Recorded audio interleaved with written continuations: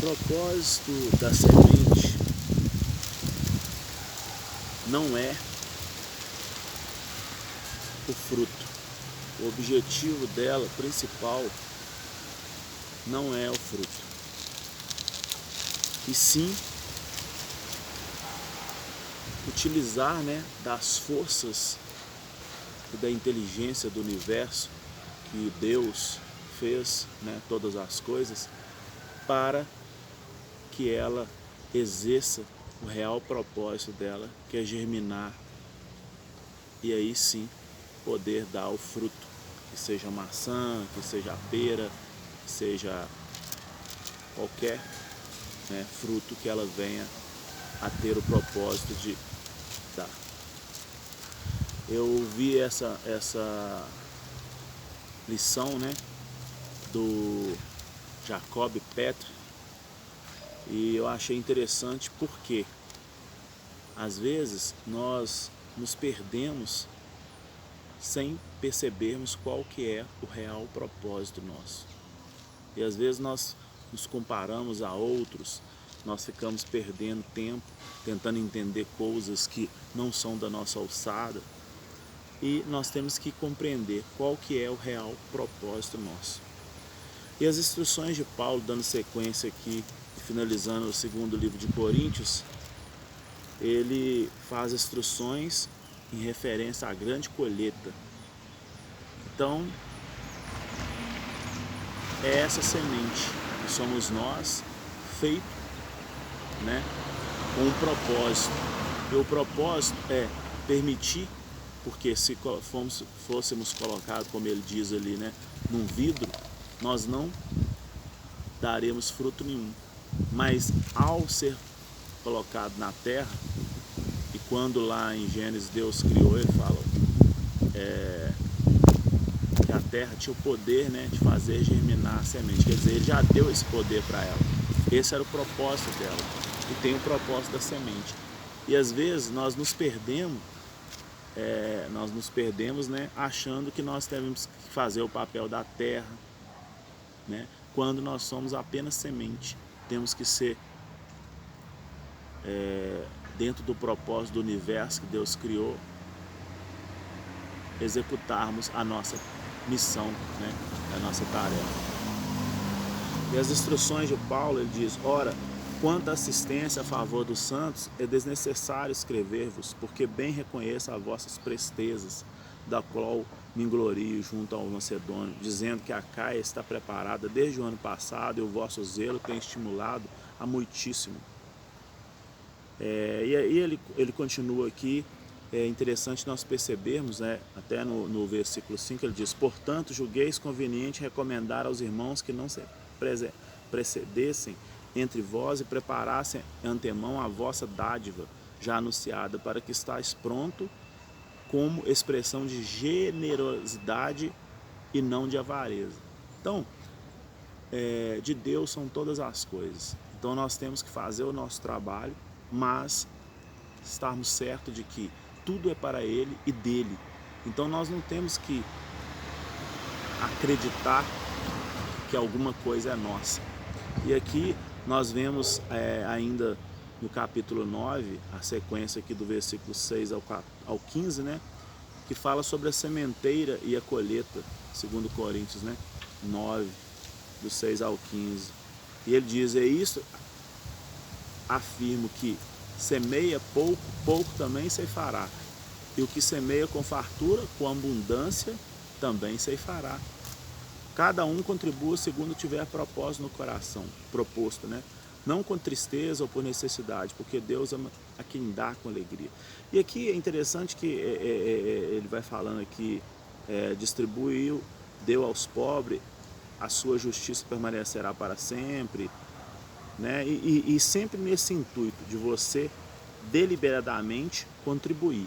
E eu vejo que as congregações geralmente pegam esses textos na hora dos dízimos, das ofertas, mas aqui era interessante que era uma ideia de quem faz mais doar pelos que talvez tenha dificuldade de fazer tanto, e uma equiparidade, o que hoje perdeu totalmente vamos dizer assim, o intuito do que realmente deveria ser, que era uns auxiliar aos outros, e não uns acumular fortunas, né, em cima dos outros.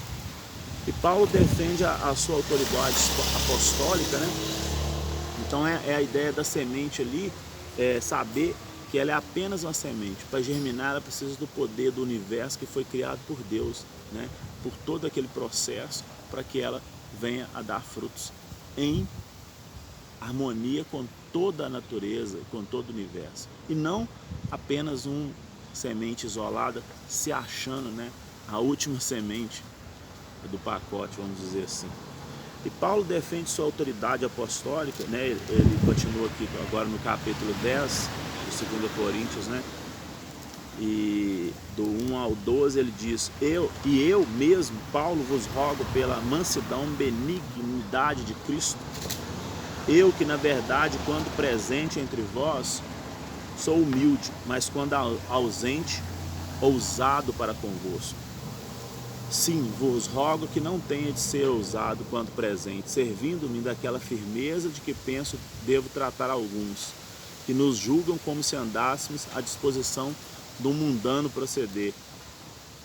Porque, embora andando na carne, não militamos segundo a carne, porque as armas da nossa milícia não são carnais, e sim poderosas em Deus, para desfrutar fortalezas, anulando-nos sofismas e toda altivez que se levanta contra o conhecimento de Deus, levando cativo todo pensamento e obediência a Cristo. Então, ele mostra aqui, né, a importância de sabermos que é Cristo que nos dá todo o entendimento, né?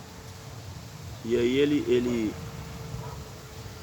continua aqui no 8, por exemplo, dizendo: porque se eu me gloriar um pouco mais a respeito da nossa autoridade, a qual o Senhor nos conferiu para edificação e não para destruição vossa, não me envergonharei. Então, não, para que não pareça ser meu intuito intimidar-vos por meio de cartas. Então ele enviava cartas, né, no intuito de admoestar, que é a ideia toda do Evangelho. Um pai, como eu digo, né, sempre zeloso, que quer cuidar do filho, quer que o filho se dê bem. E aí ele continua ainda à esfera, né, da ação missionária de Paulo, ainda no capítulo 10, seguindo os versículos 13 ao 18, né? Ele diz: nós, porém, não nos gloriamos sem medidas, mas respeitamos o limite da esfera da ação que Deus nos desmarcou e estende até vós, porque não ultrapassamos nossos limites como se não devêssemos chegar até vós, posto que já chegamos até vós com o Evangelho de Cristo. Então ele fala aqui, né, de não trazer a glória para nós, mas a glória toda do Criador de todas as coisas, né? E ele continua na sua defesa ainda, né, em 2 Coríntios agora 11, né, ele diz: quisera eu me suportasseis um pouco mais, né, a minha loucura. Então um momento que ele se esvai e desce, que ele às vezes passa um pouco do limite, né, ele falando disso, mas receio que assim como a serpente, né, porque isso aqui mostra o zelo, né, dele, a ideia dele, né, de zelar por todos, como é a ideia do Pai, né, de Cristo. Mas ele diz: mais receio, no versículo 3 do capítulo 11 de 2 Coríntios, né, mais receio que assim como a serpente enganou a Eva com a sua astúcia, assim também seja corrompida a vossa mente e se aparte da simplicidade e pureza devida de Cristo. Então, a humildade, a simplicidade, né, ela tem que se prevalecer, para que nós não nos deixamos levar como Eva se deixou levar. Ela que é tida como o suporte, como a mulher hoje para o homem, né? Esse lado espiritual. Talvez se a serpente chegasse direto no homem, o homem falar: não, Deus falou para não fazer e pronto, acabou, sai para lá. Mas ela foi lá na mulher, né? A mulher às vezes ela tem o lado, né, de às vezes ter essa vontade, né, do poder. Você vê que o homem ele tem autoridade, mas a mulher ela tem o poder. Então ela às vezes ela com a sua astúcia, ela consegue, né, o que quer. Porém, se ela fizer isso com a sabedoria de usar a autoridade do homem, né, porém, aqui você vê que a Eva, né, ela se deixou levar pelo intuito, né, de ter o poder, o conhecimento entre o bem e o mal. E assim colocou a semente, né, bem para mim que Caim e Abel, mas aí vários teólogos debatem, mas a semente do bem e do mal, né? E assim, só Jesus para equilibrar isso. E o desprendimento, né, de Paulo, nós percebemos, né, 2 Coríntios 11, sequência aqui do versículo 7 ao 15, e nós vemos que ele diz, né, cometi porventura algum pecado pelo fato de viver humildemente para que fosseis vós exaltados, visto que gratuitamente vos anunciei o Evangelho de Deus. E aí, ele ainda no 11 ele diz, né, por que razão é porque não vos amo? Interroga, né? Deus o sabe, mas o que faço e farei é para cortar a ocasião aquele que a buscam com o intuito de serem considerados iguais a nós naquilo em que se gloria. Então você vê que o tempo todo, né, ele tem essa preocupação. Inclusive no 14 ele diz, e não é de admirar porque o próprio Satanás se transforma em anjo de luz. Então, ele ainda finaliza ainda dizendo, não é muito, pois que os seus próprios ministros se transformem em ministros de justiça e o fim deles será conforme as suas obras. Então, o tempo todo admoestando para que não nos perdamos dentro de nós mesmos, né? Que é uma facilidade que o homem tem para se perder.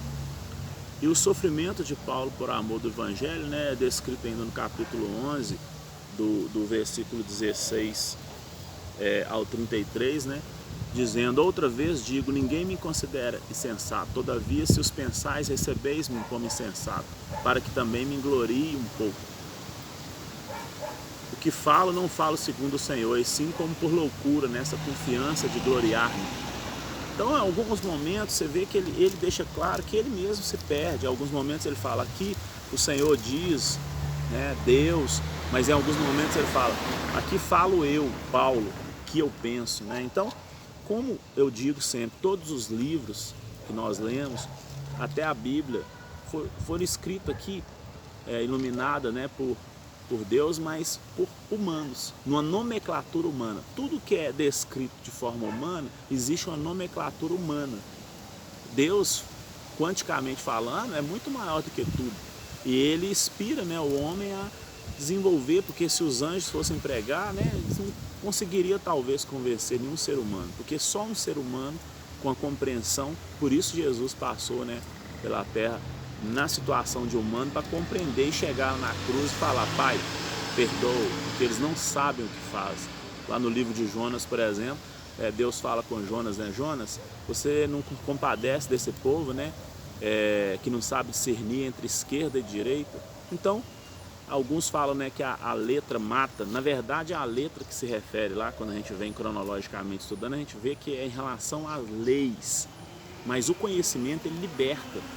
O que aprisiona, né, é a falta dele. Então, a gente tem que ter o discernimento. E aqui ele diz, né, sobre o sofrimento pelo amor a Cristo. E nós vamos percebendo essas admoestações o tempo todo, e ele vai falando, né, 5 vezes recebi dos judeus uma 40 de açoite, menos um, fui 3 vezes fustigado com vara, 1 vez apedrejado, naufrágio, 3 vezes uma noite, um dia passei na voragem do mar, em jornada muitas vezes de perigo, salteadores, perigos no mar, em trabalho de fadiga, vigília, fome, sede, jejum, além das outras coisas. Em Damasco, o governador proposto por Arestas, né, montou guarda na cidade de Damasceno para me prender. Então ele vai falando aqui de toda, né, a dedicação dele e o sofrimento, para mostrarmos que nós também teremos, né, dificuldades, aflições, momentos difíceis na nossa caminhada. Esse é, né, o mundo. E as visões, né, e revelações do Senhor, que é descrito aqui no capítulo 12, e antes de até ter isso, né, lembrando que todo esse pelejo, né, de Paulo, e nós também, né, na vida, nós devemos saber que, vocês estão vendo passar no fundo, né, na gravação aqui, as pessoas passam, uns estão indo trabalhar, os outros estão indo, né, desenvolver alguma coisa, ou seja, a nossa correria, a nossa fadiga às vezes nos faz dispersar. E o grande intuito do mal é esse, que nós percamos o foco, né?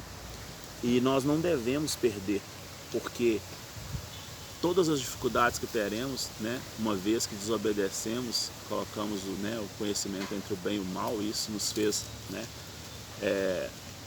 não vivermos do propósito inicial do Criador. Sabia todas as coisas, né? Ele sabe todas as coisas, sabia o que é melhor para nós. Nós ficamos entregues, né, a essa sorte, mas Cristo, ele não nos garante tirar disso, mas estar conosco durante toda essa caminhada. E as visões reveladas, né, ele diz aqui no capítulo 12 de 2 Coríntios, se é necessário que me glorie, ainda que não convém, passarei as visões e revelações do Senhor. Ele diz, conheço um homem em Cristo que há 14 anos foi arrebatado até o terceiro céu. Se no corpo ou fora do corpo, não sei, Deus o sabe. Então ele diz aqui de uma experiência que ele teve, né? Foi arrebatado ao paraíso e ouviu palavras inefaláveis, as quais não é lícito a homem referir. De tal coisa não me gloriarei, não, porém de mim mesmo, salvo na minha fraquezas, pois se eu vier a gloriar-me, não serei nécio, porque direi a verdade, mas abstenho-me, para que ninguém se preocupe comigo mais do que em mim vê ou de mim ouve. Então você vê que ele teve uma revelação, ele podia se achar, né, o último bolacha do pacote, né, por isso. E agora vem um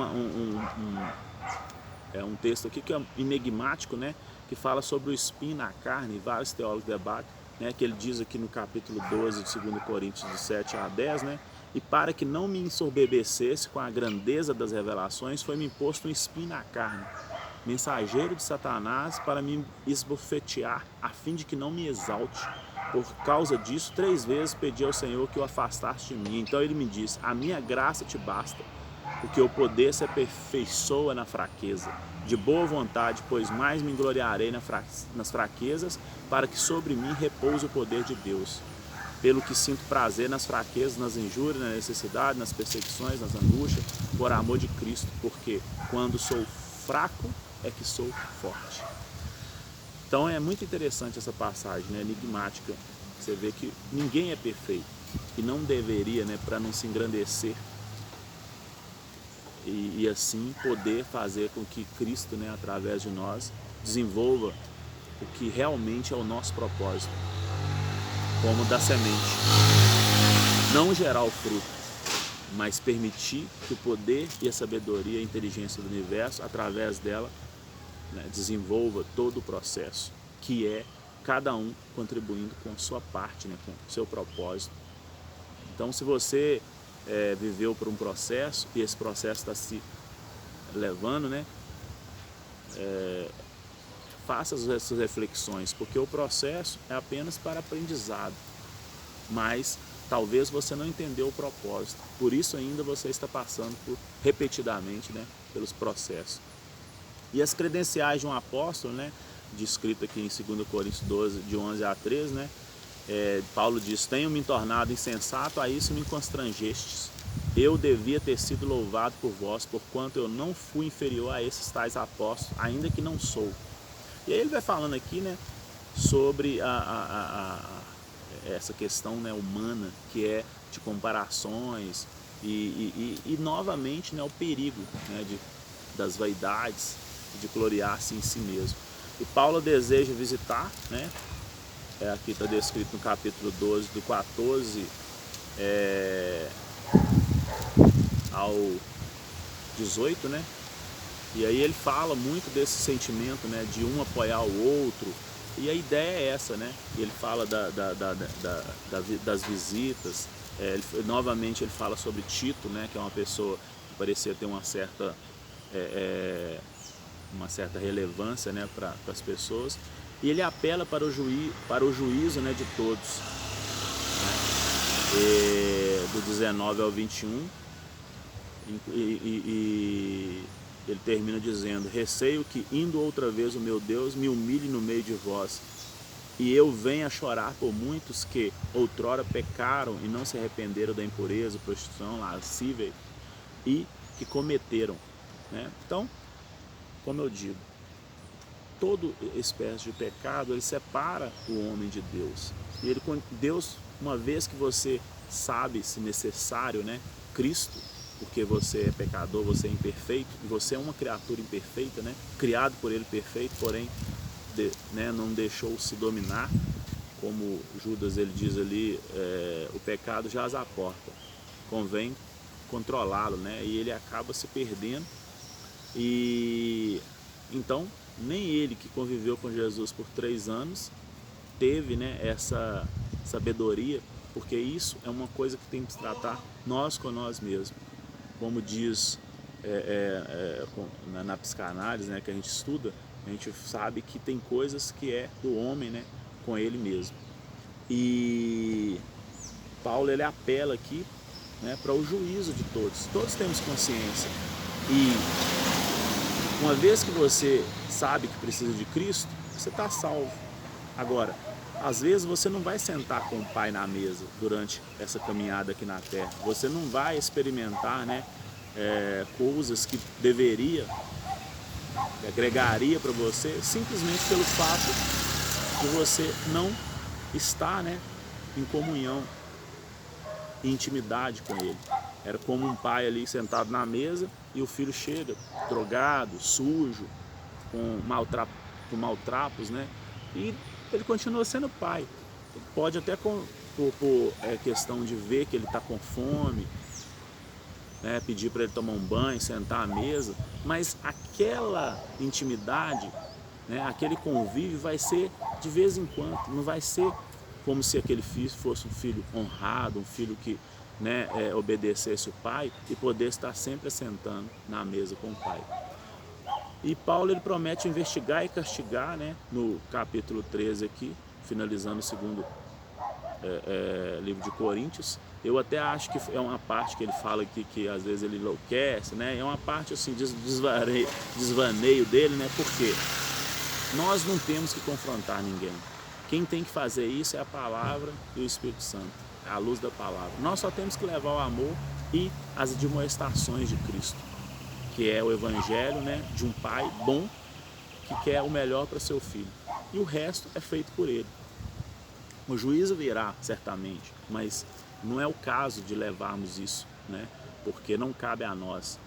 E ele diz, né, essa é a 3ª vez que vou ter convosco.